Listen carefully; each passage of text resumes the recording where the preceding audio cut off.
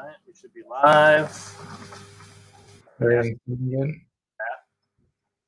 What's that?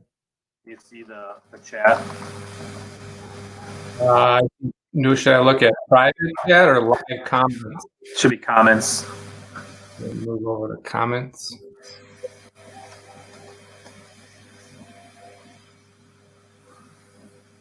You in here?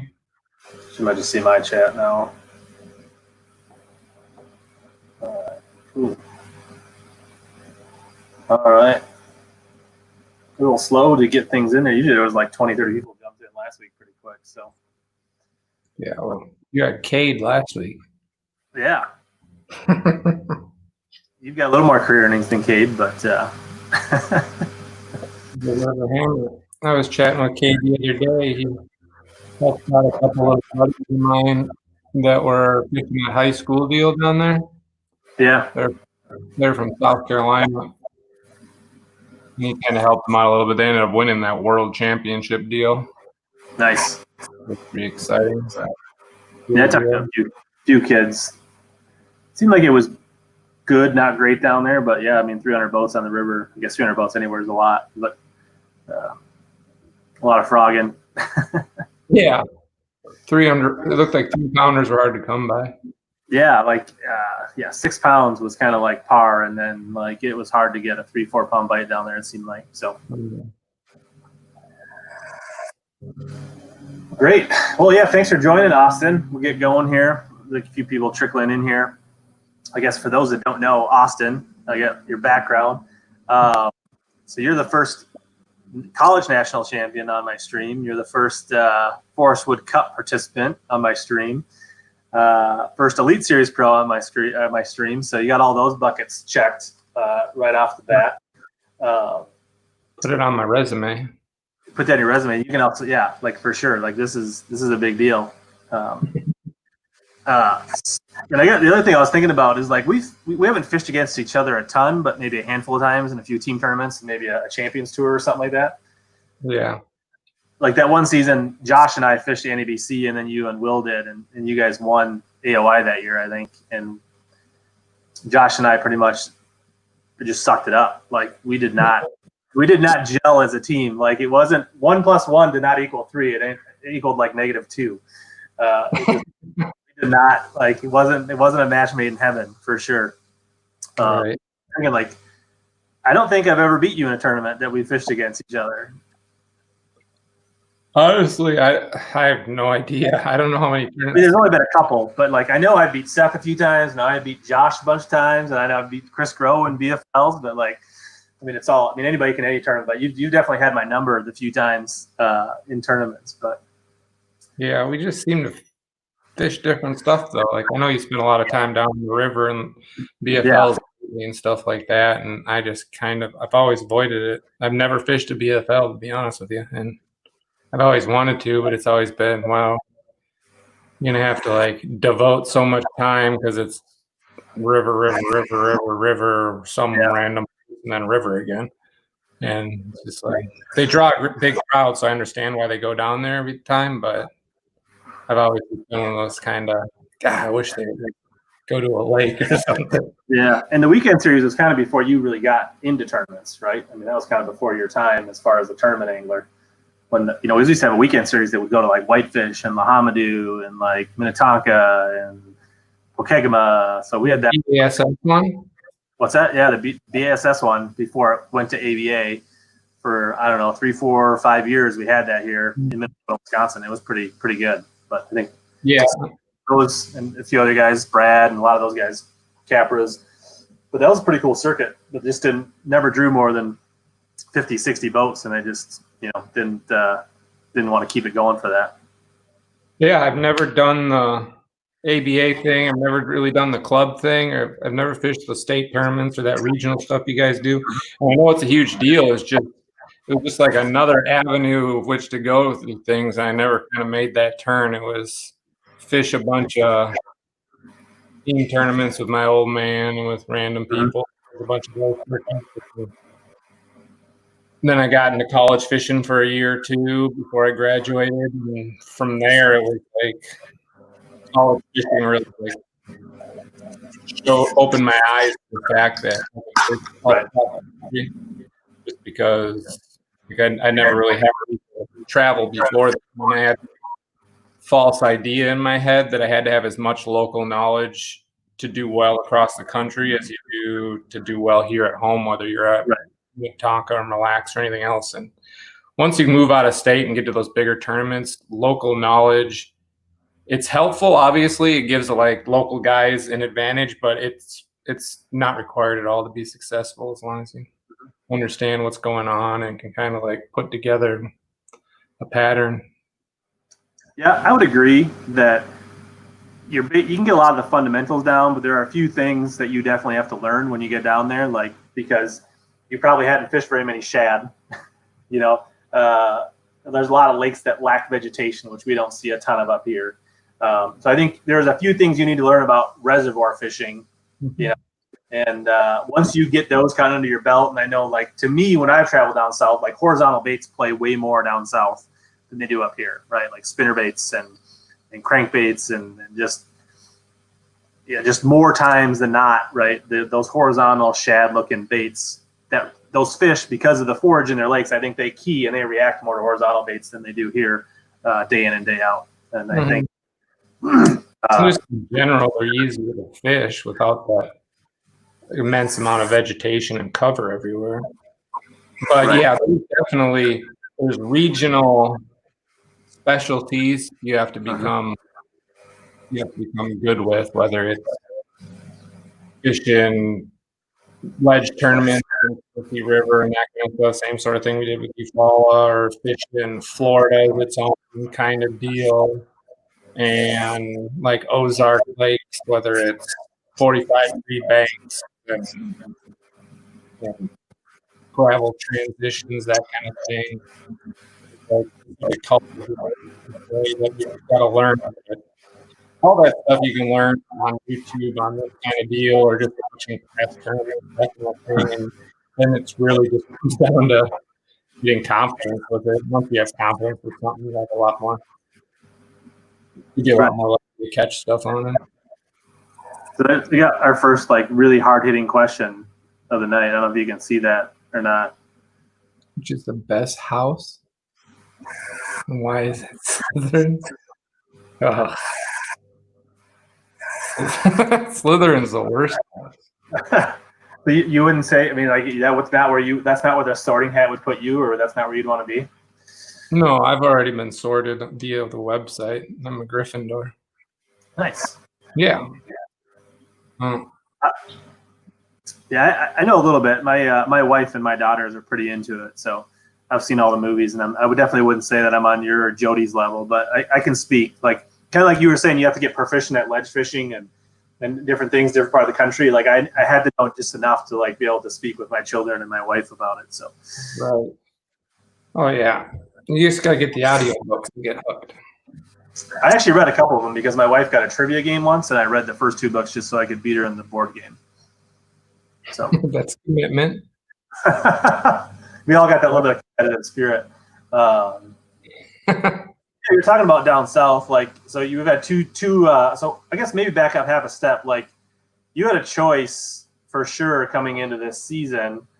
You could have went FLW Pro Circuit. Is that what we're calling it now? Or the Elite Series. Was there really any debate? Like, what did it come down to, or what were the big like things for you going Elite versus sticking with FLW?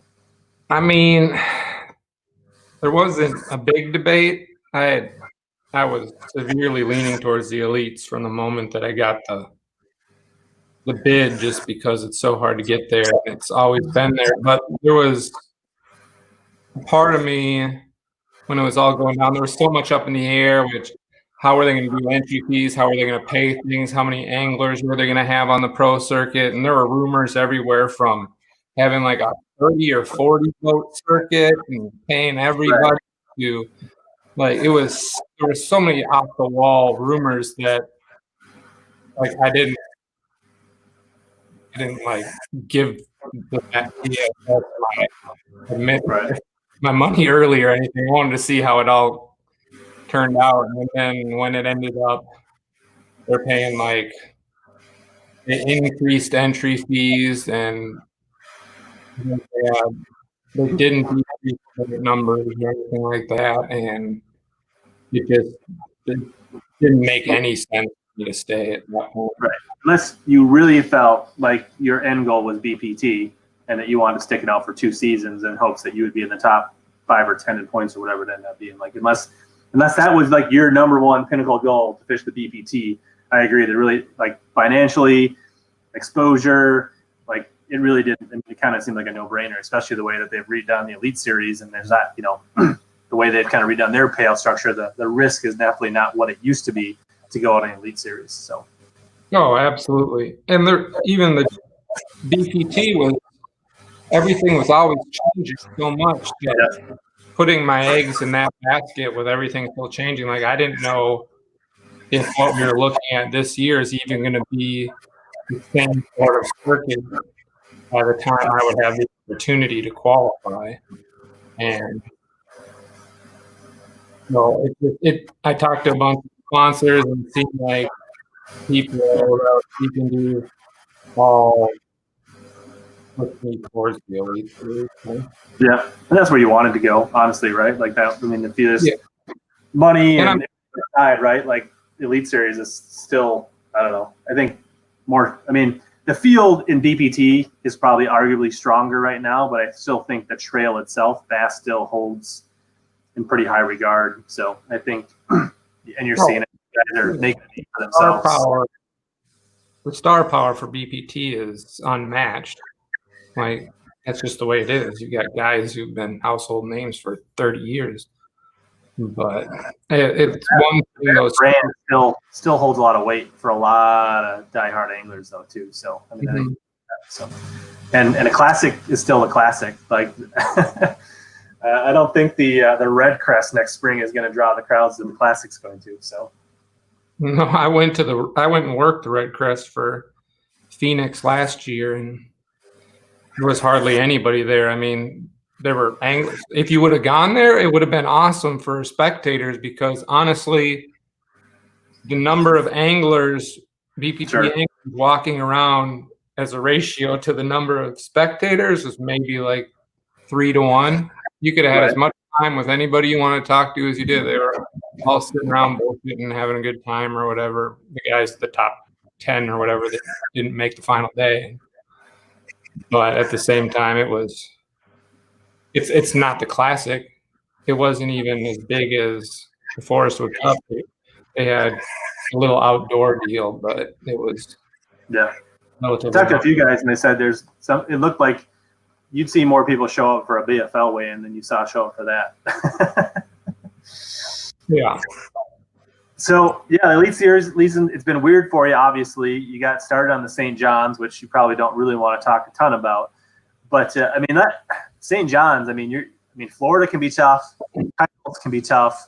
And then you just had, weird, kind of record conditions as far as the wind and the pushback of the tide and all that stuff. So, your Instagram story suggested you weren't really on much in practice and you didn't really feeling great coming into that tournament.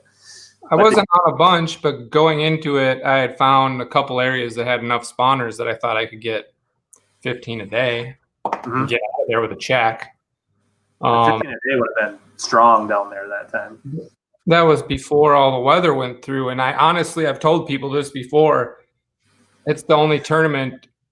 When I left, I didn't learn a thing. Like everything switched and screwed up so badly that I was practicing for the whole tournament. Right. Eventually, going into it, I spent all my time around Lake George and stuff with the expectation that that's where it usually goes down. And if I want to do really well, that's where I'm going to have to be. Yeah. But really shallow water because there's very little grass left. Right. And the little grass that is left that has enough water on it that you could like fish it is even scarcer. But I found a little bit, got some bites out of some stretches and stuff like that. But then we had those 2 days of 40-mile-an-hour wind, and the combination of that south wind and the tides pulling everything north out of the river. Yep. 8 inches of water out of the entire system that never came back. And none of us got to see the lake after that got sucked out. That got sucked out on our cancellation day. We ran in there, and I ran into one of these backwater springs that I was going to keep spawners. I watched Corey Johnston try to run in there, and he moved off to one side, and he beat his boat dry on a sandbar. We were able to idle over, and he was sitting there just pushing mud and picking up sand everywhere. And I barely made it. Like, I had to put down my trolling motor and like slide over the sandbar just to get in there. It was, once you got in there though, it was 2 days later because we had 2 off days. So instead of it being a Thursday, we had to catch some spawners. It was a Saturday. There was another tournament going out of the just below George. And Saturday, all those guys got out there first. Those slid into those springs, and there were people in most of them. And at that point, it was kind of like, oh crap, I'm just gonna have to wing it. So it wasn't that the fish left; is that you literally just got beat to them by the other tournament by the time it was Saturday? My main thing, that's kind of what happened. There were guys all over it, and then I had a bunch of like, not a bunch, but a few stretches of like grass on George. But it was maybe 16, 18 inches of water I was catching in practice. So I couldn't even physically get my boat to within a casting distance of the same grass I was trying to fish. Tournament day. It was just like it. Yeah. So the only thing you learned is that if you ever go there and the exact same thing happens again, you know you can just scrap everything. Yeah, like in hindsight, what I should have done is just broke out a wacky Senko and fished canals all day and to catch 5, and hopefully caught a 5-pounder, 6-pounder to make my day. Sure. But I don't know, it was weird. And then we have 4 months off after that. So everybody was asking me how I like the elites and everything. So I have this one super weird event, right, and then 4 or 5 months off. I'm like, honestly, I don't even really feel like the season started yet. Yeah. So then you went rolling to Eufuala. You take like a couple months off because you're back at home, and then you get to fish a little bit, right, around the house before back down. And you had a good tournament, like the top 20, right around 20th or something like 21st, that. Yeah. So, I mean, if you could take that every tournament, you'd have a really great season. How did it? Like, what did you go in with your game plan versus what actually happened? And did your kind of preconceived plan go to plan, or did you have to adjust much? No, that way everything went according to plan. I went in pre-practice Eufuala in like February before it went off limits because we were supposed to go there in March or whatever when they were all going to be on bed. I had never been there before, so honestly, all I did was run around the lake and like run all the way to the back, all the pockets, and kind of like look at what everything did. Didn't spend a single second idling for brush piles or anything like that because my assumption was, okay, I know you can sight fish them and you can bed fish them down on the lower end of the lake, so that was like my game plan. I'm like, I'm just gonna put my eggs in that basket and do it. Well, then everything got canceled and moved back. And when they reschedule everything, I'd have had about a week to go back down there and pre-practice, but I didn't really want to do it. I didn't want to drive 17 hours to go idle around for a couple of days. So unlike Buddy Gross and a lot of guys who happened to get down there and were able to mark a couple hundred brush piles before they got there, I didn't have that. So my game plan was honestly just to fish it like a normal ledge fishing tournament. I've had quite a bit of success on the Tennessee River or Kentucky Lake and Chickamauga and stuff, just summertime ledge fishing. So, and I knew it's not a Tennessee River impoundment, but it works roughly the same way. So, yeah, I've heard that. Like, doesn't fish all that different than Kentucky, from what I've heard. Yeah, there's just a lot more standing wood, so you gotta avoid that stuff. But yeah, so I idled for 3 days, 12 to 14 hours a day, just looking for schools. And when the tournament started, I think I had 9 or 10 found.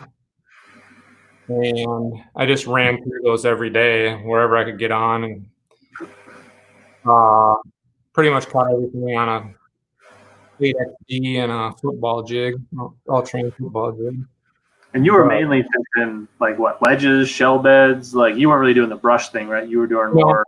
They're just straight, ledges, shell bars, like current breaks where there's like a big school of fish, like you'd see on Kentucky Lake. Like I avoided that brush pile stuff. I tried to do it a little bit, but I don't have that much experience with it, and it seemed like I could catch little ones out of brush, but I honestly don't have the confidence to do it, and I had a lot more confidence with a crankbait in my hand that I could get 15, 16 pounds a day going into it.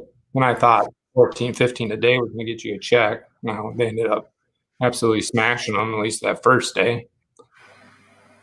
But yeah, there's a lot of guys that definitely, like, you could tell that they thought 15 pounds was going to be pretty good, and then come to the weigh-in. You weren't alone by any respect. Like, I feel like that was a common theme of, like, I mean, they knew there was going to be some big bags, but I don't think they thought the quality was going to be as deep at the end for those first couple of days for sure. Yeah, I caught 17 and a half the first day. I'm like, all right, like, I didn't think I'd be like top 10, but I thought I'd be like maybe 20th around there. And I was in like 33rd or something. I was like less than a pound away from like the cash line. I'm like, good Lord. In the wrong direction. Like, yeah. But so did you have to do any adjustments? Like, was it just you kind of just rotated those same schools the whole tournament, or did you make any adjustments throughout the tournament? I mean, I rotated schools. I idled a little bit during the tournaments, and every day it worked a little bit different. I found out in practice that the schools, they weren't pulling water till maybe 11, 12 o'clock every day. And when they weren't pulling water, most of the schools would completely leave. It wasn't like they were there and just not feeding. They were gone. And I figured it out in practice because I idled a couple areas that looked really good, like the third morning. And I idled them again later in the afternoon. And in the morning there were ghost towns. By afternoon there was like legitimate, like there's 80 bass sitting right there. And it was like, oh, now I better recheck some stuff. So I went and rechecked a bunch of stuff that looked right that I didn't think I had looked, and found a bunch more schools. But it also gave me the confidence not to worry if I was not going off to a slow start. Sure. Yeah, I mean, it definitely seemed like the people that were fishing offshore, there'd be like a morning window, like for the first half an hour, maybe an hour, and then significant lull until after lunch, and then so that maybe like if you could have had a few brush piles or had a kind of a you could have maybe mixed it up for that little bit of time, but you still had a really great tournament, so you really can't complain about that. So here's kind of a good question along that lines, like, and this maybe kind of back to Eufuala, like how do you prepare? John Odell wants to know, how do you prepare for lakes that you've never fished before, especially when you've got maybe not a chance to pre-practice? Is there anything you do from a homework standpoint or research, getting on your navionics, like at home, like what kind of stuff do you do? Yeah, I mean, like Cayuga, for an example, I've never been there. I'm pretty excited to get there here in a couple of weeks, hopefully, fingers crossed. But you can learn a lot. If there's been big tournaments there before, you can learn a lot from live. You can learn a lot from TV show, YouTube stuff. All the guys have their individual YouTube things now. They give you an idea of what the lake looks like, what predominant patterns are there. I've looked at satellite images just to give an idea of like where the bigger grass beds are and that kind of stuff. Cayuga is pretty straightforward because with the exception of the north end and the south end, it drops off real fast. So you're going to be it's big, but like the areas that you have to break down are pretty limited, to be honest. So. And I've heard it fishes a lot like Minnetonka, and I know for a fact that people have won there flipping milfoil and stuff, and it's one thing I love to do, so it's probably what I'm going to spend the majority of my time doing. Yeah, sure. Yeah. I know you fish Tonka a lot, and I know your old man is definitely a flipper from what I've heard. Like, do you prefer to catch them? I mean, like but you're definitely. I mean, the one thing I know, you're definitely not afraid of a spinning rod. Like I mean, would you rather, like, let's say, like, let's say things are even. Would you prefer like flipping foil for largies or catching smallmouth on spinning rods like on Cayuga? I mean, whichever I feel like I have a bigger advantage doing. On Cayuga, I think largemouth are going to win every time, so you have to like go that route. I But like feel on Champlain could go either way.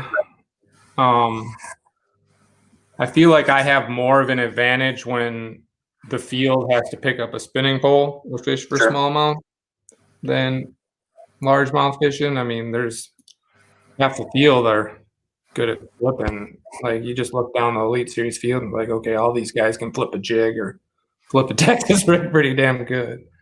Yeah. I mean, and like flipping is not like the hard part about flipping to me is not flipping. It's being able to break down the grass, right? Mm-hmm. Be able to like visually and maybe use your graphs a little bit, but like see and break down the sweet spots in the graph is the trickier part than actually catching the fish flipping, right? Like the actual feat of flipping is not the most complicated technique in the world. It's more about finding them and breaking down the grass. Do you agree? I mean. Yeah, and the thing about it is to break down the grass, it's not something you can do on your computer. Like you just have to put the time in and keep on your trolling motor and keep going. And a lot of people, same thing on Eufaula. I was staying with 3 guys that were all from Louisiana, and every day I'm like, oh yeah, I found 3 schools, 4 schools, but I idled for 12 hours, and they're all just shaking their heads while they're up there throwing a frog. Like I don't know how you do it. Well, the same thing. Like they don't know how you do it. How you sit there and just go on 4 on your trolling motor, just flipping every 5 feet down the weed line until you figure out where those 2 or 3 little sweet spots are. The idea works the same flipping as it does ledge fishing. It's just you're actually fishing for them instead of like just idling around looking for them. Yeah, absolutely. And to that degree, it can be a little tougher. I mean, depending on the person, right? Like for you growing up and fishing Minnetonka a ton, right? Like that just feels natural, right? Like that's, and you're obviously very good with your Lowrances as well. And that's something you probably learned more recently to be comfortable with. Like I know you put in a lot of electronic works when you won your national championship down in the Carolinas, but like before you even were good at graphing, I'm sure you were much more. I mean, flipping grass was, second nature, right? I mean, yeah.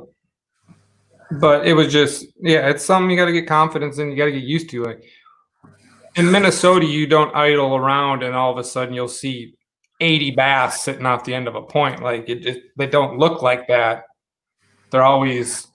If there are 80 bass in there, they're usually hidden by something, whether it's grass or rocks or something, and you maybe see a few. So it's different. But once you have a little bit of success doing it, and I kind of got that in college when we had a college event on Kentucky Lake back when it's heyday, and there were giants everywhere. You idle around, and even idiot.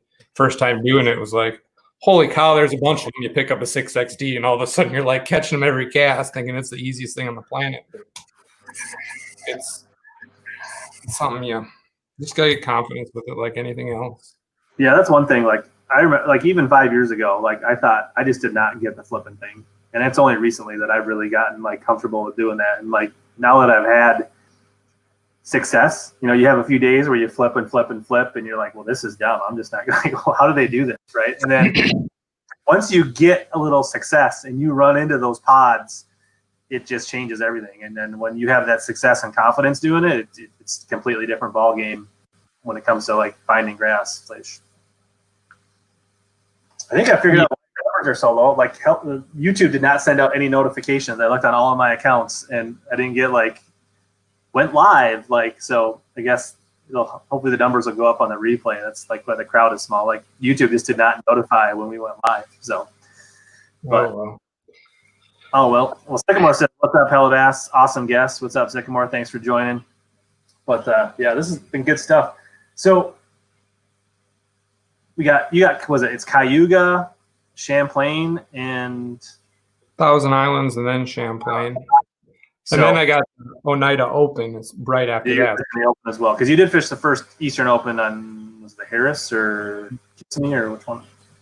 It was on Kissimmee. Wasn't great. It was like right in the middle kind of thing. If I remember right. that? He was kind of a middle of the pack finish in your first Eastern Open. That wasn't great. Wasn't. Oh yeah, I showed up 7 minutes late the first day, so that's why I bombed. Otherwise, I was 20. But that's giving 7 pounds up to those guys is not an easy thing to make up.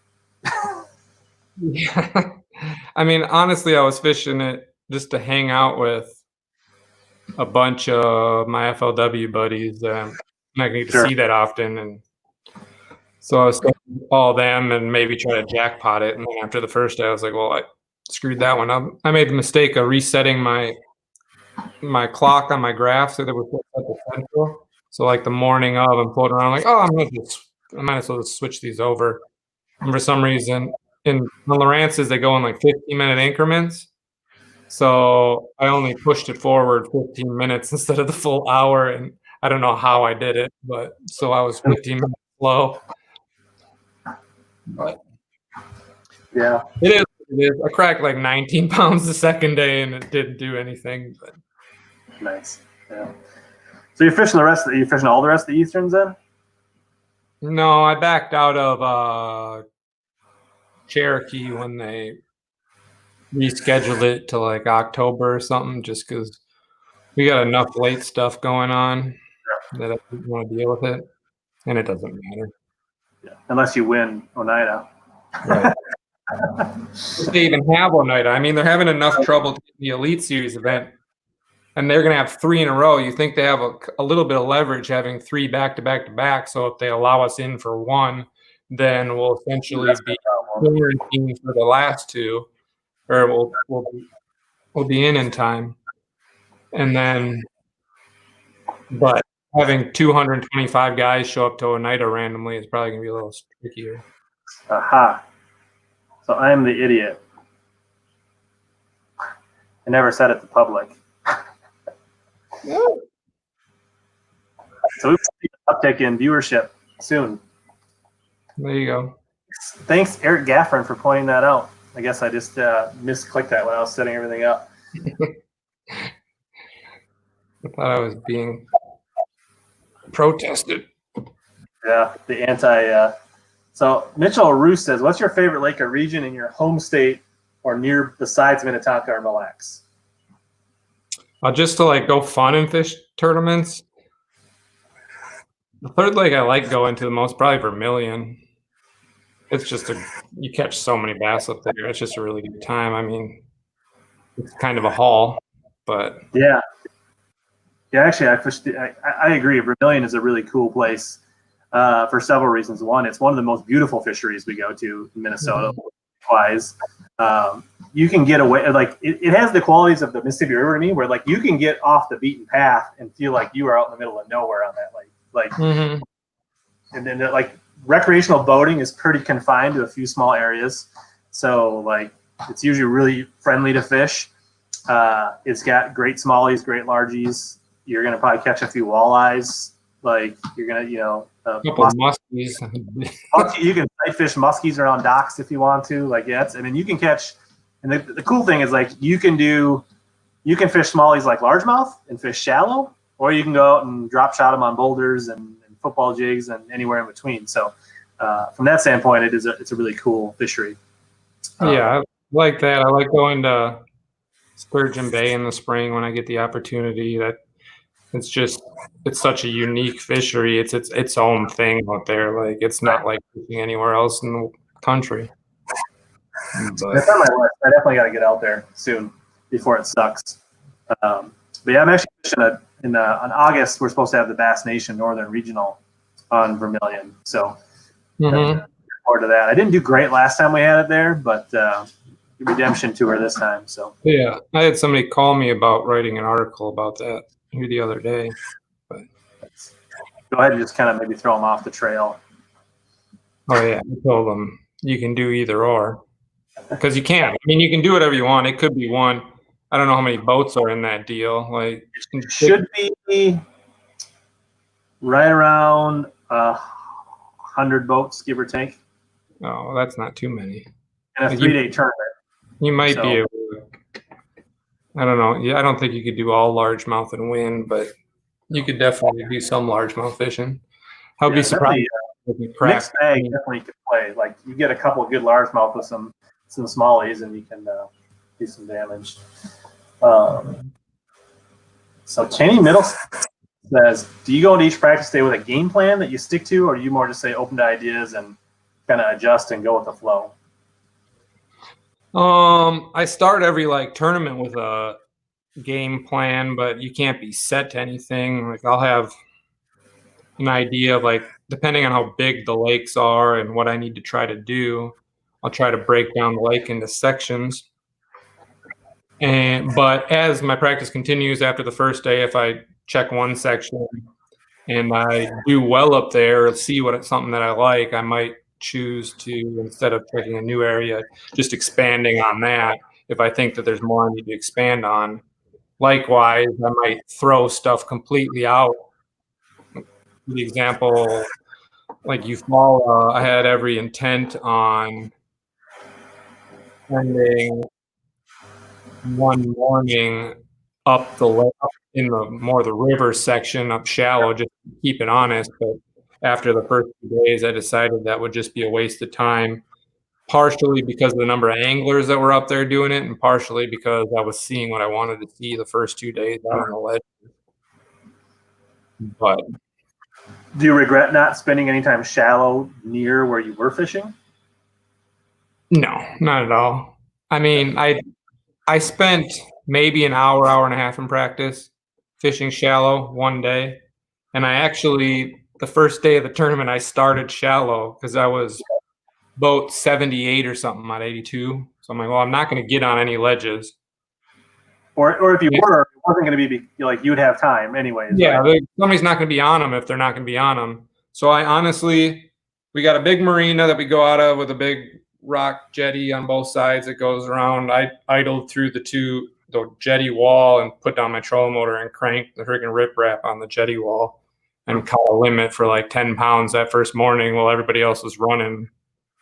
And then the next 4 hours, I never got a bite running on my ledge stuff because I was running on the lake. I'm like, hey, there's nobody on that one. They run over there. I'm like, oh, it's because there's not a bass over here. And you run down, there's somebody on that, they're on that, they're on that. And you're like, oh, there's nobody on that one. Oh, there's not a single bass over here.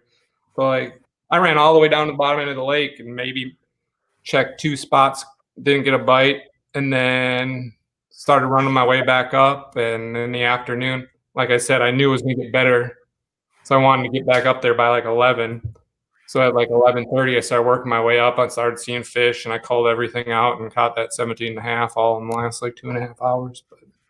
So were you stopping on these spots and fishing them, or were you idling them before you would fish them when you were saying there weren't any fish on them? No, I was just idling them. If I didn't see fish, I didn't. But I wasn't driving straight over the top of them. In practice, You just drive straight over the top of them because it's easier to see how big they are and everything on your down scan. Tournament days, I'll just use the side scan and kind of I know where they're going to be. So I just kind of drive off to the side so as to try not to spook them too bad, but still see if they're there. And if they're there, they'll show up on your side scan. So essentially that's what I did tournament day. I just drive down the side and be like, oh, they're over there, and then whip around. But yeah, I think that's kind of a key thing. And I think a lot of guys don't necessarily do that. They're perfectly comfortable idling and graphing and practice. But in the tournament, they feel like they just got to fish those dots. They're not willing to check, right? And they're just wondering, oh, why are they not biting here? Why are they not biting? You know what I mean? Versus not necessarily driving over the top of them, but scanning them and at least say, did they move? Are they there? Are they on top? Are they suspended? Are they you can learn a lot about what you're going to do when you get there by making that little side scan, I think. Yeah, and it's common for them to move 100 yards, 200 yards, or you having to completely refine them because you'll have a good school that just disappears for you for whatever reason. And I spent maybe 20 minutes idling random stuff trying to find a school that I had lost or that had moved. And sometimes it works, sometimes it doesn't. But so it's just something you got to do because you trying to relocate your schools, not necessarily fishing and not getting bites. Yeah, it was mostly me. I ran all the way to the dam every day and all the way back. Yeah. because I had school all the way down. Yeah, now it's amazing. The notification went out and people are coming in, so that's good. We'll get more questions now. So lesson learned. Last week, I forgot to turn on the monetization. So if anybody wanted to do a super chat, they couldn't. This week, I forgot to publish it. So it's all part of the learning curve. Sycamore wants the on the schedule. Which one are you most looking forward to fishing in the hot summer weather? I think you kind of said Cayuga. Is that? I think Cayuga probably, although I haven't been there. I've been to Champlain and had success there, and I've been to Thousand Islands for Costa. But for that event, I fished at the lake the whole time. So it's still going to be pretty new to me. But I think Cayuga sets up best. I'm looking forward to it most, partially because of that and partially because we get to go fishing again. And it's just like go to the lake. And you're in a kind of unique spot, right? I mean, like you had a pretty bad tournament and then you had a good tournament. Right now, you're basically right on the bubble, right, for the Classic. So I got like you really want to make a push in the next 3 to 4 tournaments, right? Right. Assuming we do go to New York and you fish those 3 and go to St. Clair, like you'd like to move up and get in, the top 20 at least, right? And then on to that dreaded fall Southern schedule.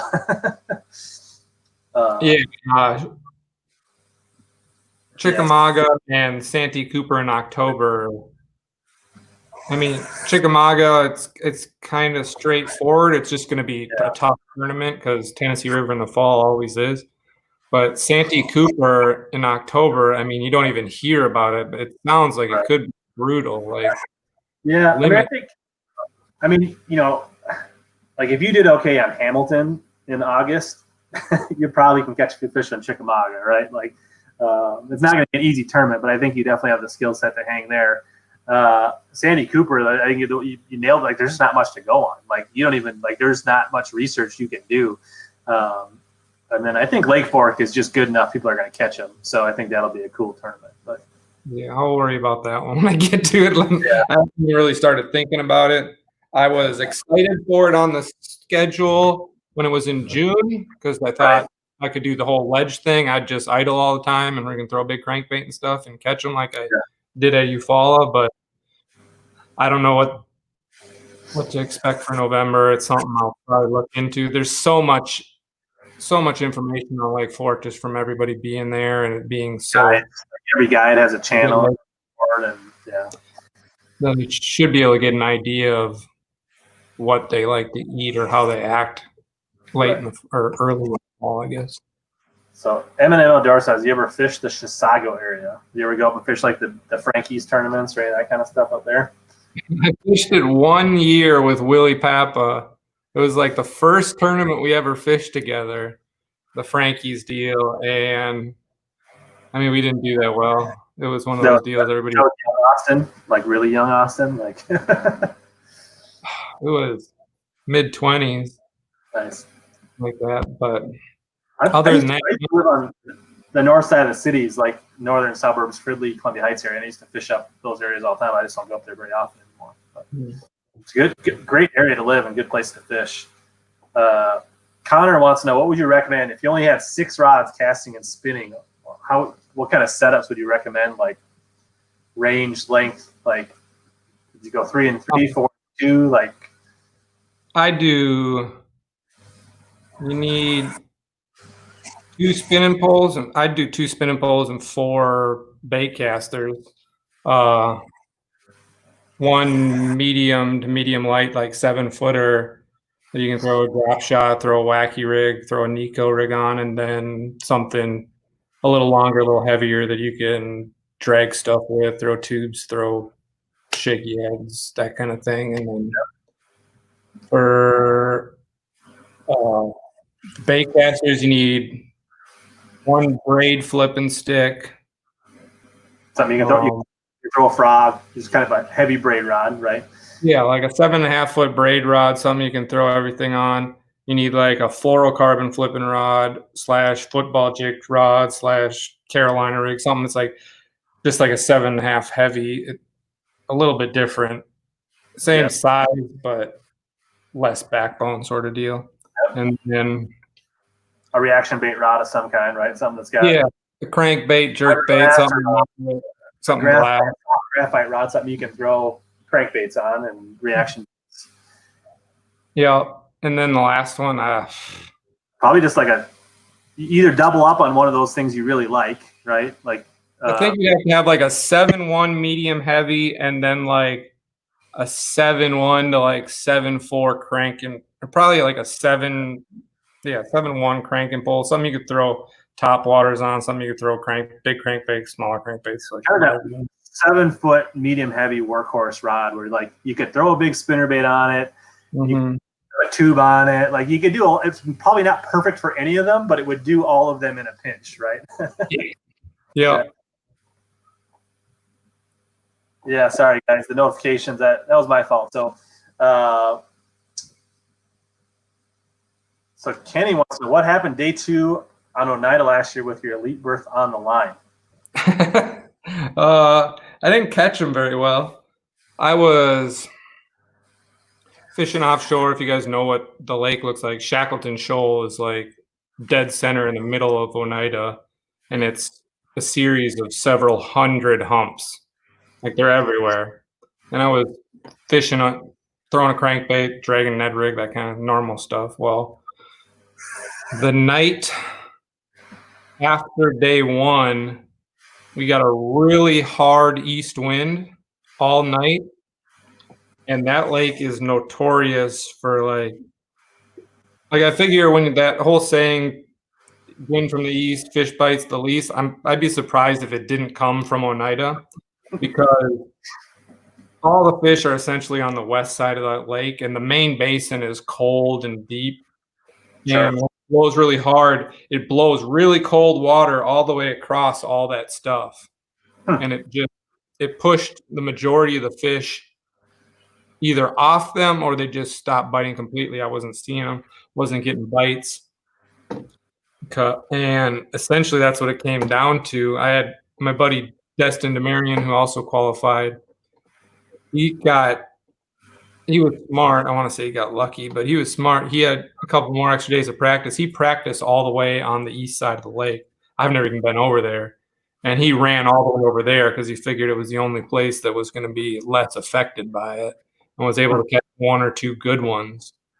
And I couldn't catch a good fish to save my life. I didn't even catch 5. I jumped off the 5th one like 4 times, but it was bad enough. Like, you can understand it was bad enough for the weather that I think I weighed like 8 or 9 pounds that second day, and still qualified and still cashed a check in that tournament. So it was just a weird deal, and it was something I was afraid of, but I didn't think it was going to be affected nearly as much. I'll be ready for it when we go back, if we do, though. Nice. Cool. So yeah, we were talking this, I think, a little bit offline, but Chad Eddings wants to know, is there any room for any champion tour events this year for you? I don't think so. I mean, there wasn't originally, and I haven't looked back at it again since then. With the Elite Series and the extra schedule and the extra tournaments with the Opens, and then trying to fish a couple Denny's with the old man, I just didn't really see the time I didn't think I was going to have the time. Right. And then when everything got mixed up, I just haven't even looked back on it to see if it would fit or not. And then I assumed that they would be filled. And I also assumed that they had a cutoff date, but yeah, I think they have a cutoff date, but I don't think they're full, from what I've heard. So I guess this question, like when you think when you'd go fish those Champions Tour events, like how many days of practice would you put in on them?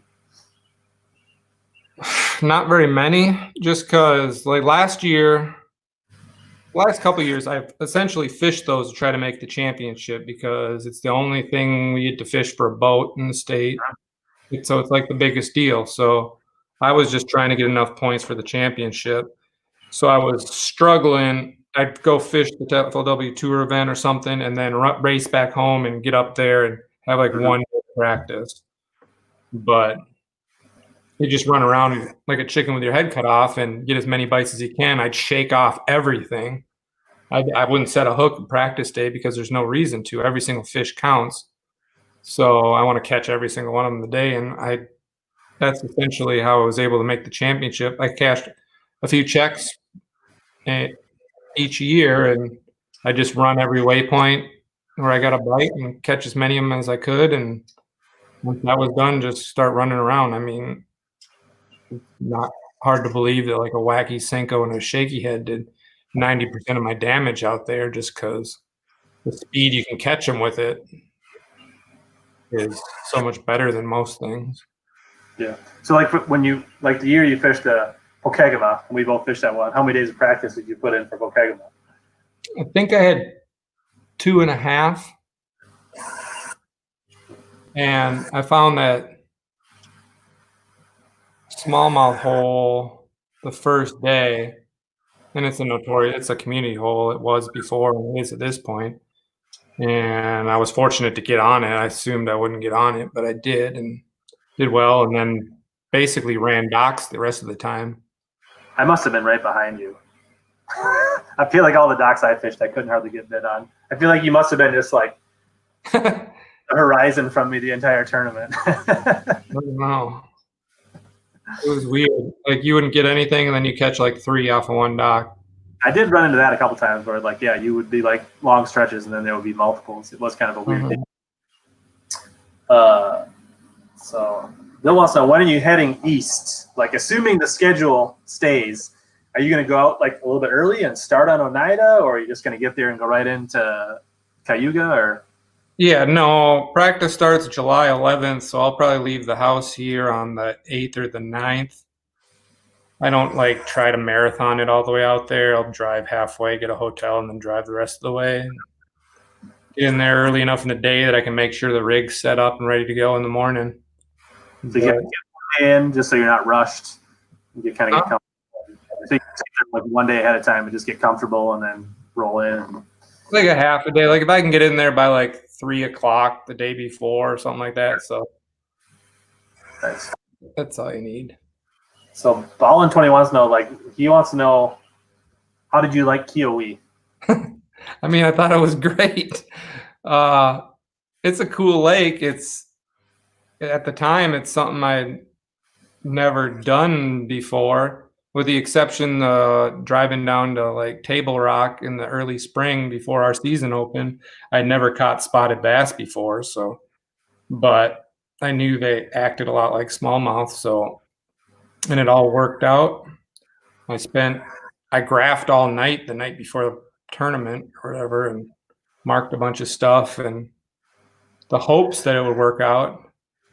And our one day of practice, I think I pulled up to my first waypoint and pitched out there and caught like a 2.5 pounder. And then we pulled the next one, and my partner Chris catches like a 2.5 pounder. And then we pull up to the next one. And I'm like, it was just like every spot I had marked where I marked like a little piece of brush or like a school of fish or a little group of fish or whatever it was, like I got a bite off of. And I'm like, oh, well, this is cool. And just from looking at everything, I thought like 13, 14 pounds a day was really good. So I'm like, okay, well, I caught 11, 12 pounds dicking around in practice, like catch one and leave. And so I was like, okay, we're doing all right. And like everything worked perfectly because the majority of the field ran up the river. For one reason or another, I think they all got excited about just the opportunity of big largemouth or like wanting to fish in the back of the creek. So that was kind of like was it pre-spawn? Was it spring? Oh yeah, it was real cold. Yeah. We were catching them out of like 30 feet. And we had the whole main lake to ourselves. Like I could run wherever I wanted. And everybody else was like bumping boats in the backs of pockets up the river. And our weights went up every day because of it, while everybody else was struggling harder and harder as the tournament went on. Cool. Yeah, and for you guys that join now, you didn't know about it earlier because I didn't hit the publish button or make it public. So you guys definitely want to watch the replay, and we kind of break down the St. John's and Eufaula and a whole lot of that stuff. So we covered a lot of good information. You guys want to go back and watch the replay, or when I put the audio podcast out, you guys can listen to it at that. So Fishing Phil's, I'm going to give my channel a shout out. We just did. You're welcome. Batterman wants to know, is there anything, can we get a tour of the new boat? Is there anything you want to highlight on the boat? Anything? The new boat. I mean, from here, it's the 921 Elite. I'm being completely honest. I've always ran a 20-foot boat, and I wanted, if I could have had the 920 Elite, I would have got that, but they weren't in production yet. So I got the 921 just because I wanted a little bit extra speed. I was running a 920 EHX, which is an amazing riding boat. It's a little bit slower than the Elite boat, but it's a softer ride. It's by far the best ride of any boat I've ever been in. For as far as big water goes, if you're fishing Mille Lacs or something a lot, that's like the boat you want, that PHX. But I don't know. What do you guys want to see? I got power poles this year. Switched over to power pole from running Talons the last few years. Just everybody's told me thing to have, and resale, everybody wants them, so I thought it was the best plan. I got that new power pole charger.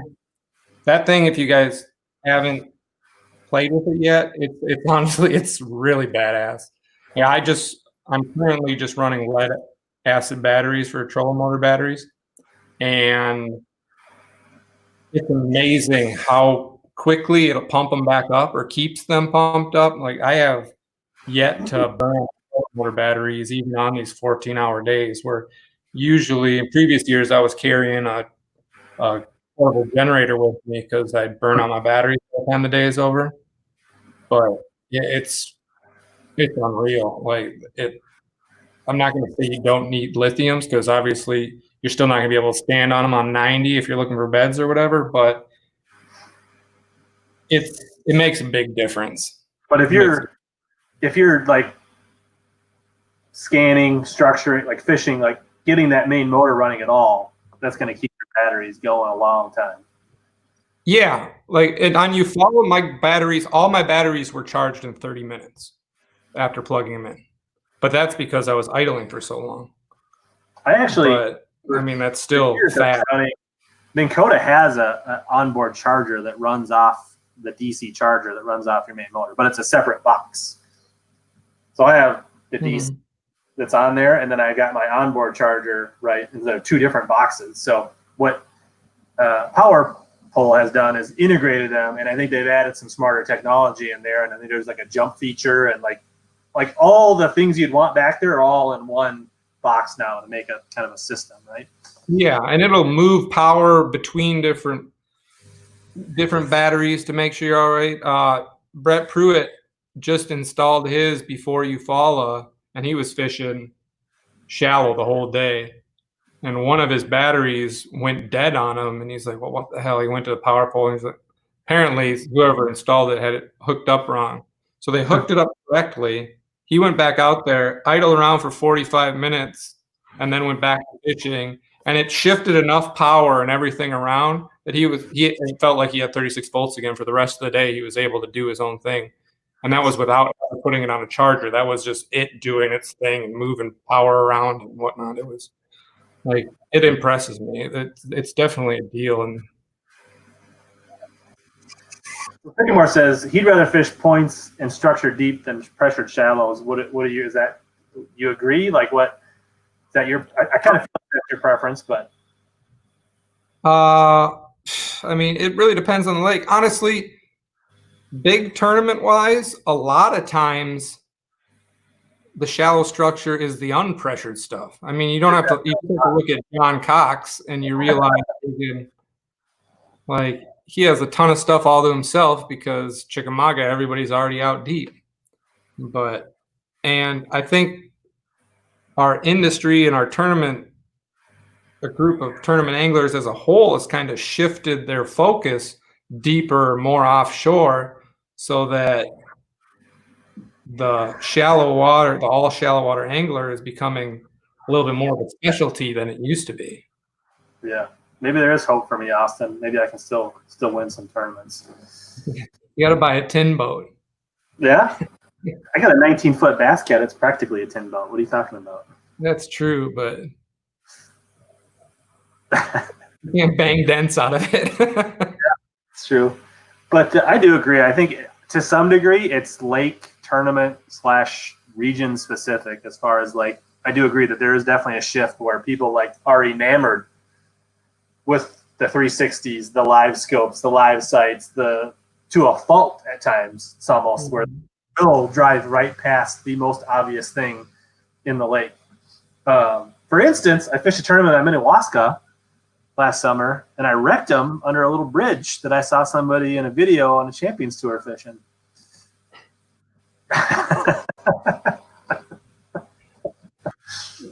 How many, like 11 inches did you catch? Honestly, I caught like 16, 17 pounds a day out of there. Wow. I caught smallies out of there. When was this? That same culvert that you were catching all those dinks out of. When did you do this? Last July. Oh, wow.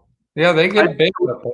Enough rain in that lake back there that there was just a little more current coming out of there. And I think I also heard after the fact that they do a fair amount of like Wednesday nighters out of that bar. So I might have just caught it at the right time where there was some release fish hanging out there. Yeah. But it is super obvious, right? So like that's the kind of thing. Everybody was out there fishing all this stuff, and like one of the most obvious things in the lake was ripe for the taking. So yeah, yeah, that was my fault, Bill. I didn't have my notifications and my public set right. So glad you came over.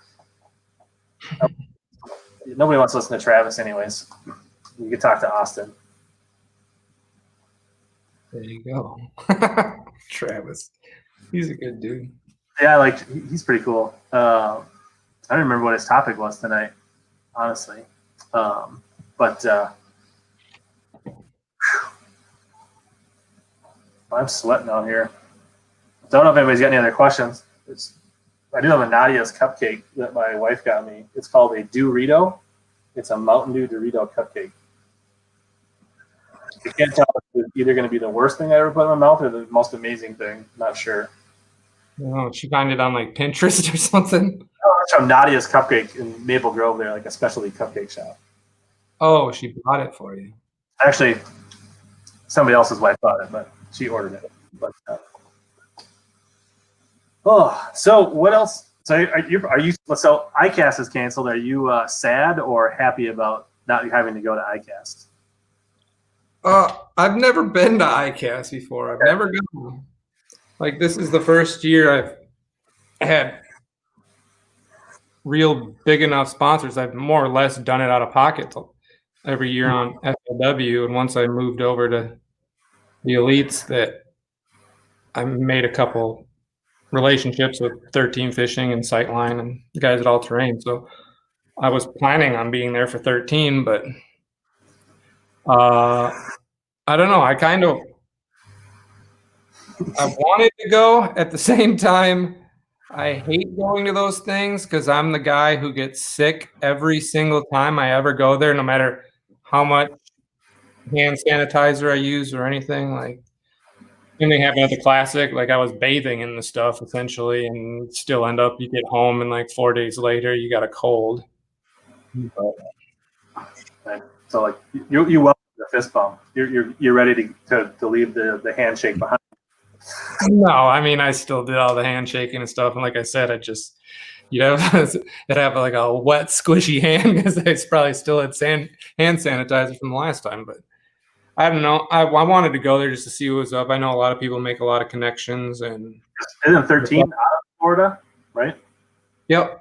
Yeah, their home base is in Tampa, although a lot of their people that originated are actually from Minnesota. So. Right. But yeah, I don't know. I'm 50-50 on it. I'd like to go there and make some more connections, but sure. So Trayton Holt says, any secrets for fishing Wahamadu, the Alexander Chain? You ever been up there? Do you got any advice?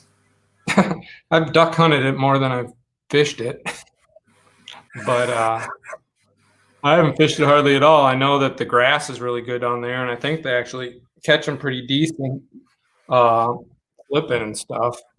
Back when I used to go, there was like the Gander Mountain Pro-Am days where it was pound and a half. 11 pounds was a monster bag back then. Yeah, but I haven't fished a tournament up there in a few years, with the exception of the classic bass deal. In which you caught the same smallmouth 37 times in a row. So I did. Some people got upset about that, but yeah, I did catch in the afternoon period. I ran to 2 different ones that were open way down in Geneva or whatever, and I knew where there was a 3.6 and like a 2.8, and I just went back and forth between the 2 and caught them each 5 times. And then you can't do that anymore now, unfortunately. So I guess while we're talking about that, what do you consider good grass? Like Seth spider grass, like that kind of grass, or what kind of grass are we talking about so far? Good grass. They don't really have it anymore on Minnetonka, unfortunately. Like I just like matted milfoil. Like you can get that like red top milfoil. That's what used to be the deal, and you'd have acreage of it out there, but that's what I think of. Other than that, good grass is just whatever the grass the fish is in at this point. It's not always, like, to me, not always finding good grass, it's finding the best grass, right? Like it doesn't have to be great grass, it just has to be better than the grass just down the way, right? Like Minnetonka now, all the grass is coontail out to 22 feet or whatever. It drives me crazy. But if I could fish any type of grass, it would be like 7 to 11 foot topped out milfoil. Sure. Eric Tessmer says, what are your thoughts on Spybaits? Do you mix them in? You like them for smallies? Hate them? Leave them? I haven't used them a lot here just because I don't know. They probably work. I just don't think it's more of a shad deal. I've thrown it some. I've lost more fish on it than I've actually gotten the boat. They're just really hard to keep buttoned. I've started playing with them to try to figure out how to keep them on the hook, and I'm sure I'll throw it again a bunch in the next few weeks, but I haven't found the time yet where it outfishes either a hair jig or Keitech. I don't throw it enough, and I probably would have done better on St. Clair last year, 2 years ago, if I would have thrown it more, because giants were eating it. But I don't have a lot of experience with it yet.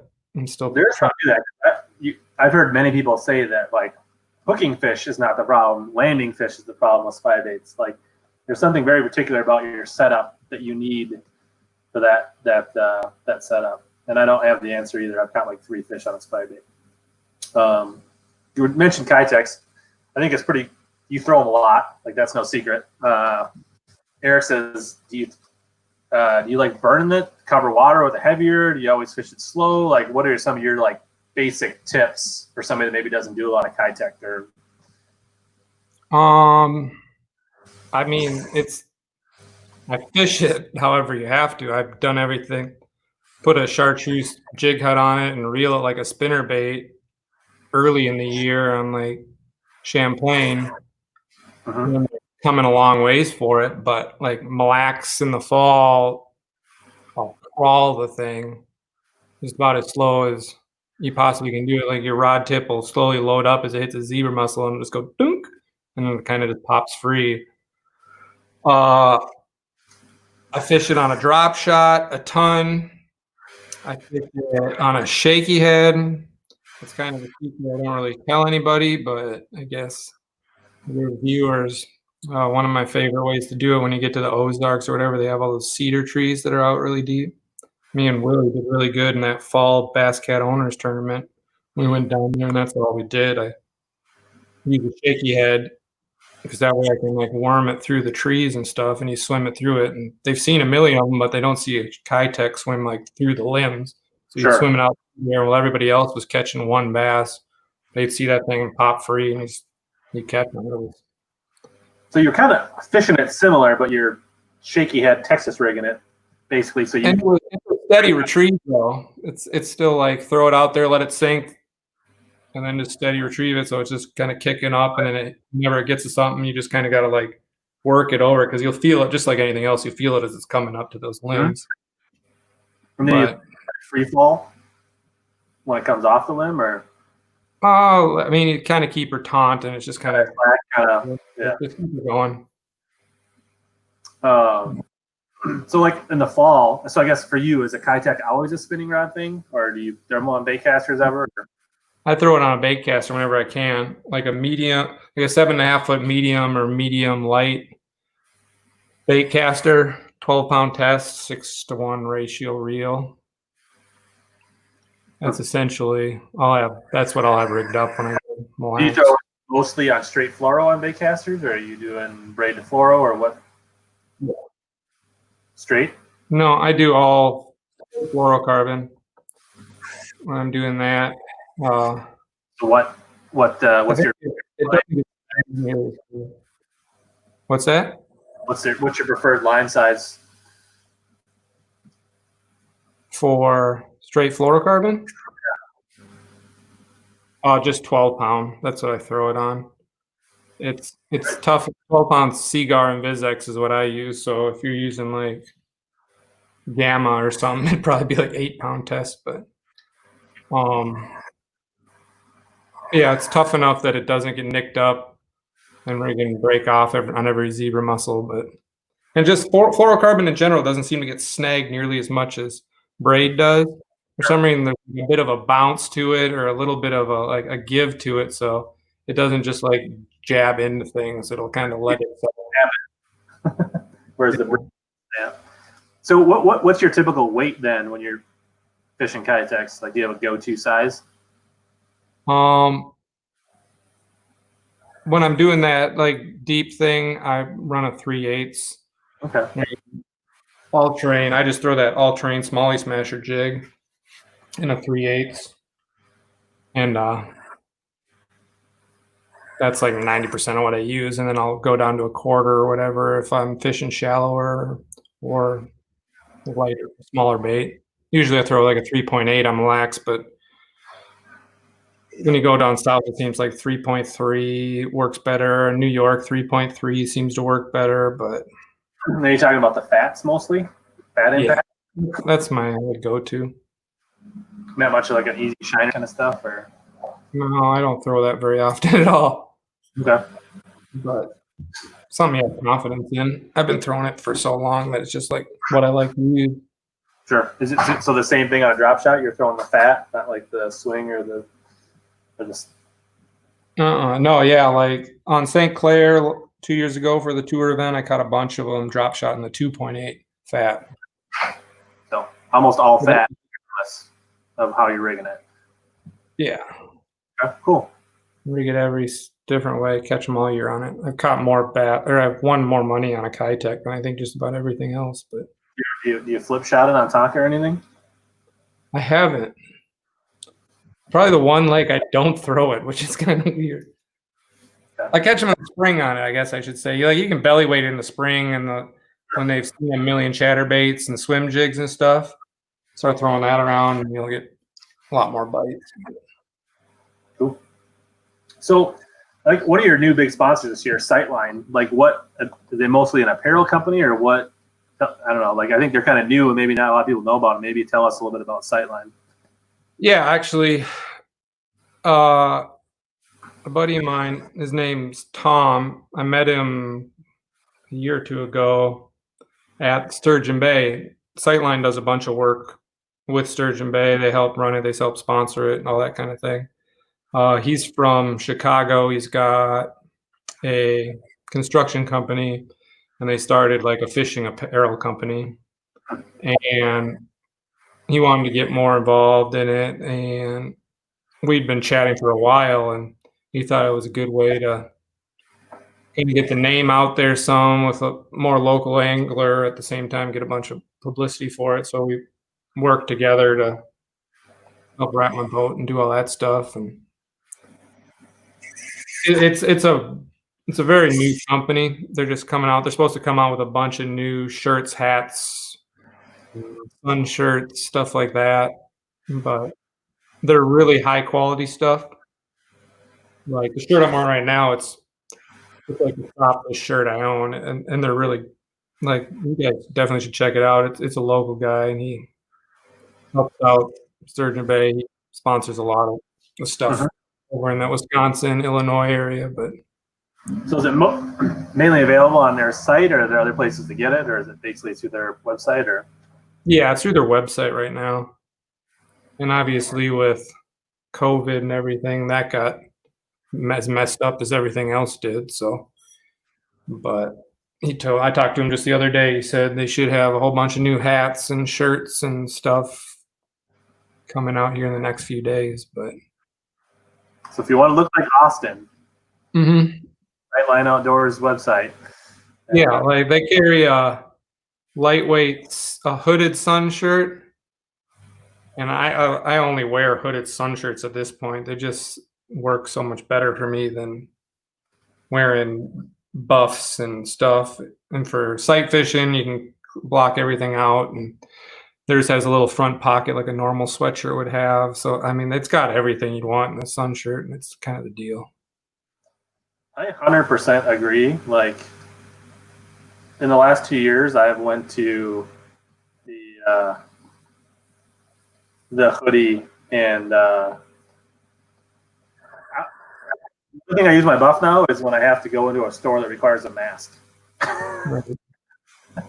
Like, hold up the Siteline site here so you guys can check it out. It's just sitelineoutdoors.com.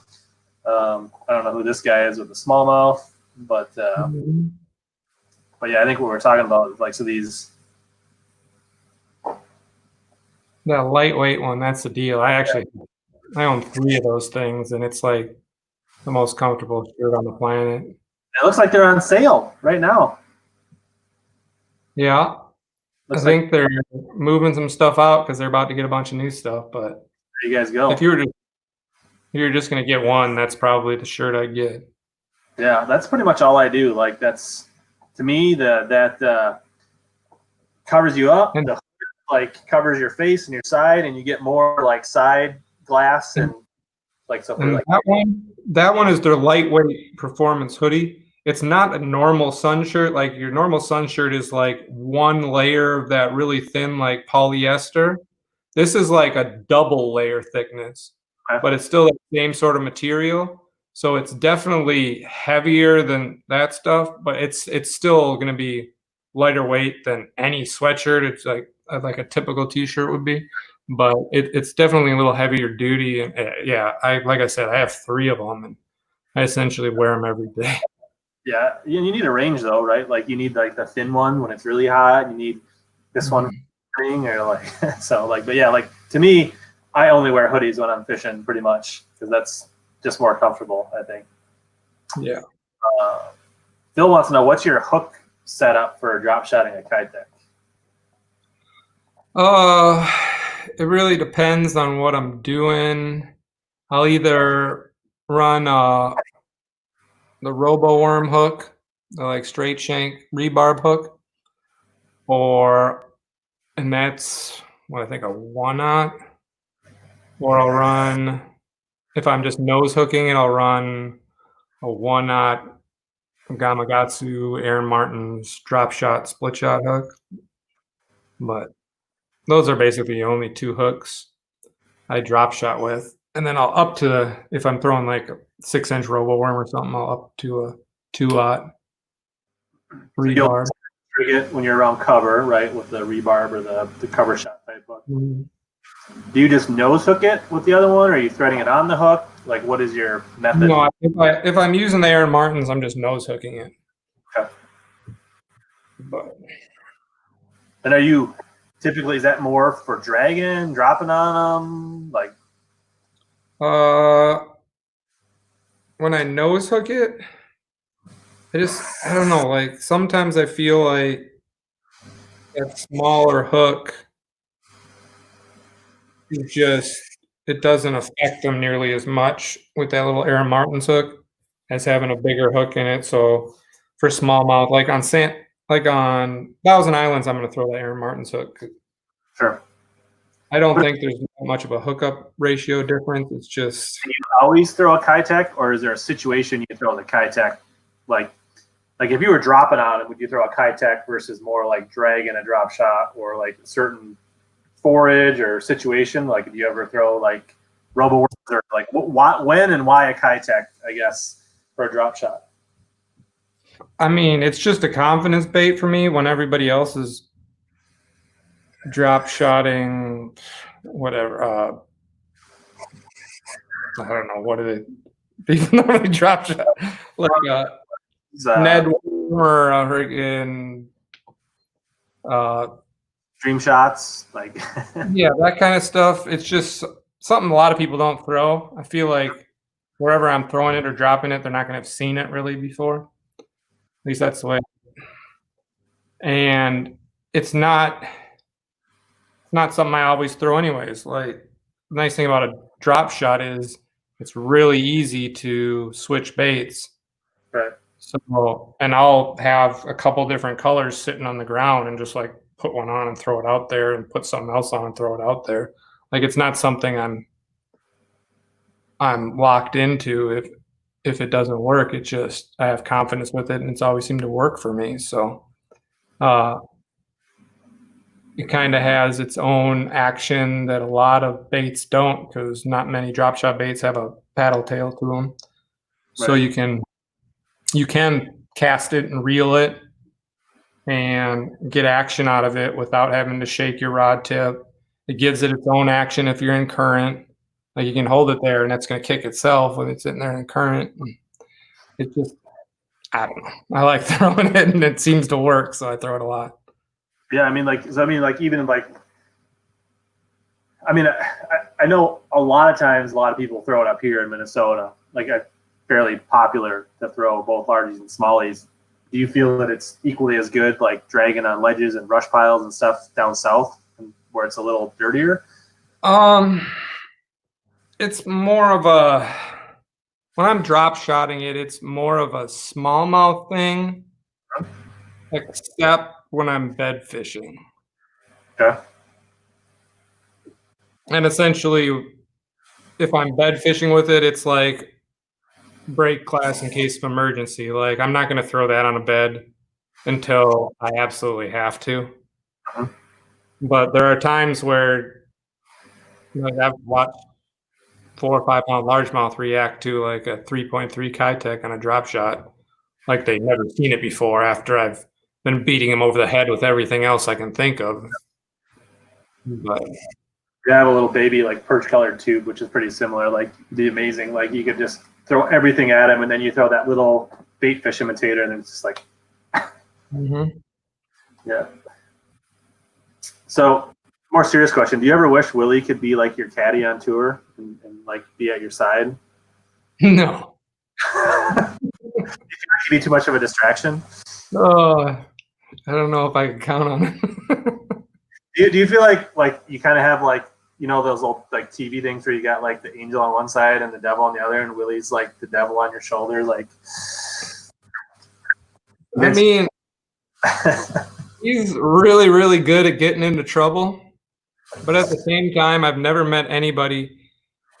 He will be the first person awake every morning and like ready to go, no matter what happened the night before, or how much he drank, or how much the rest of us drank or didn't. Like, it's his superpower. Like, he knows how to like get everybody to have a good time and let loose, but at the same time, when it's time to work, he'll be the first one out of bed. And like, when we were still fishing that NABC, he would have a really good time, and then I'd set my alarm for like 6 the next morning, and he'd be up at 4:30 at the end of the bed, like getting all of his work done, ready to go. I don't know how it works. He's awesome. I heard he in his older age, he doesn't sleep in his boat as much as he used to. So I don't know. Like, I haven't fished a tournament with him in like 2 years now, because we traveled together for the Champions Tour, but obviously we're fishing against each other. Yeah. And we were going to fish Sturgeon Bay, but that obviously got canceled this year, so I don't know. I need to spend more time with Willie in the boat. It's good karma to have Willie in the boat, right? Oh, nice. Awesome. Well, I feel like we covered a lot of ground. In case anybody else got any other questions, but I think this has been pretty cool. Next time, if we ever do this again, I'll make sure to hit the publish button right away so we get more viewers to start and we'll have a little bigger numbers. But anything else you want to cover or anything else? I mean, anything cool coming out from 13 or anything like that for ICAST or anybody else you work with? They got a bunch of cool new little baits that they've been publishing the last few days. Like, I don't know if you've seen their Jabberjaw square bill. It's got a metal lip on it, and it's got like, but it's kind of free floating, and it's got metal cheeks, and they yanked all the rattles out of it. So essentially, it makes the same sound as a chatterbait, and it goes through the water because it bangs against the side.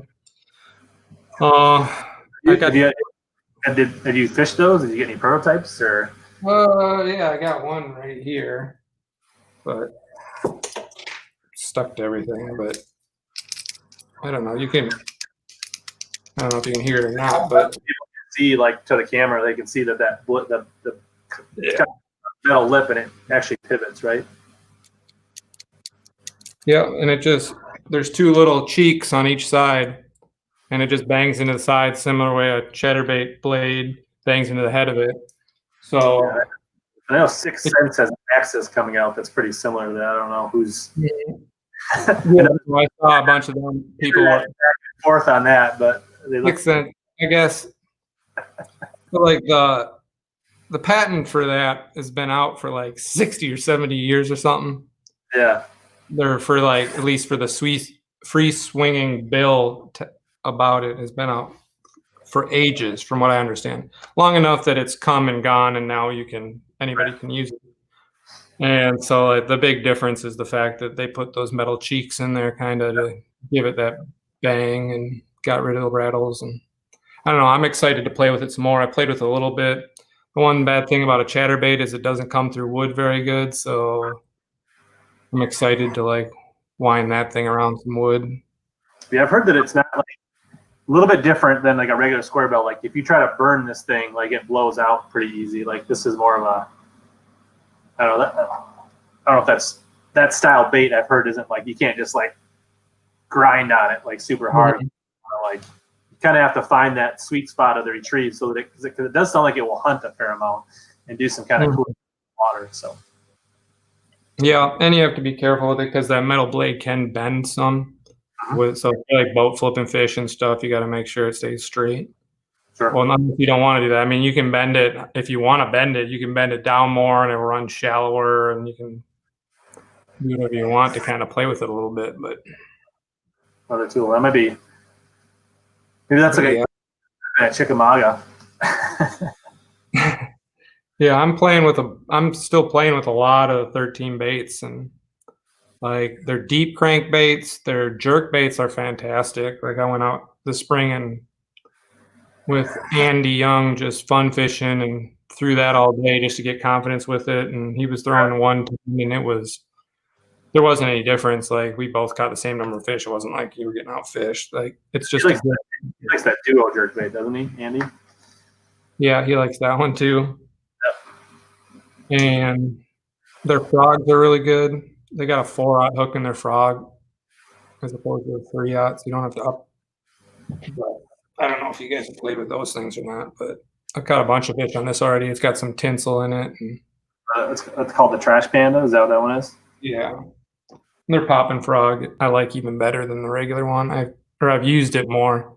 I haven't been in any real matted situations where I feel like I needed that one yet, but that's about it. I don't know what else. Yeah, that's cool. I guess there's one more question from Sycamore. It says, if you catch nothing but 12 to 18-inch bass and can't get past them to the bigger bass, what would you do?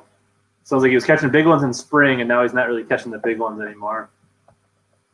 I don't remember where he's from, but I feel like he's Indiana, Illinois, maybe?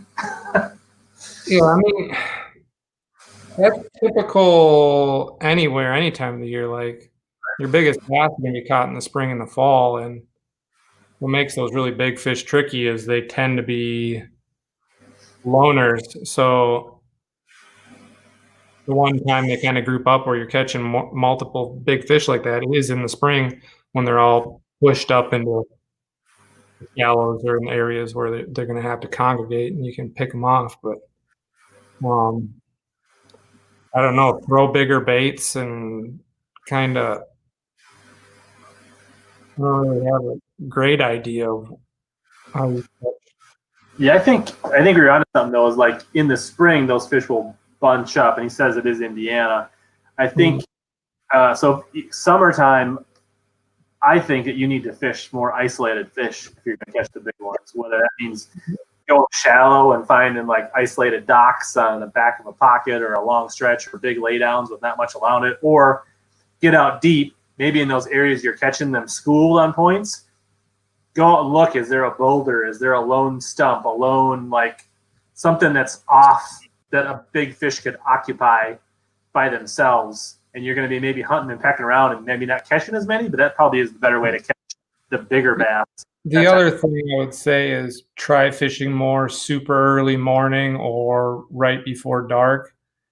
Like, when you get down south farther, bigger fish bite way, way better first thing or in low light conditions, like, or even after dark. Like, and you can go, like, you watched, I'm sure most of them watched the super tournament on Chickamauga. When I was there at the Open last year, the same sort of thing. I caught 15 pounds a day and made the top 12 or whatever for the Open, but the last hour and a half before dark each day of practice, like if there had been night tournaments for that, it would have been a total different deal. I caught 24 pounds every evening, like no matter what. Like, you find a school and there's big ones in every school on Chickamauga, but the big ones, the combination of them pulling current, but the big ones just like right there in the evening, they just decided to bite. So you go all day catching the 2 to 3 pounders, and then last hour and a half, all of a sudden it'd be like 4, 5.5, 6.5, 5.5, and it's something you got to play with. But it sounds like you're multiple 4 to 5 pounders. You're not doing bad anyways. Yeah, so it sounds like it's like a bite window thing. Like they're like you have those feeding areas, right? And them bigger fish in the summer are only going to be there for a short window, and they're going to get it done in a much smaller amount of time than some of those other fish, I think. So. All right. Well, it seems like things are winding up. I appreciate it, Austin. Thanks for being one of the first tour level anglers to join my stream. I had a good time. Hopefully we'll see you on the water sometime, and we'll meet again, and I'll get you one of these times in these local derps. Sounds good. We'll make it work. Hopefully I can go fish New York, and maybe we can chat afterwards or something.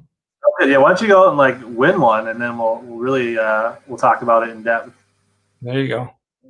All right. Well, thanks, Austin. Good luck. Hopefully that northern swing happens, and you're not stuck fishing down south in the middle of August. So.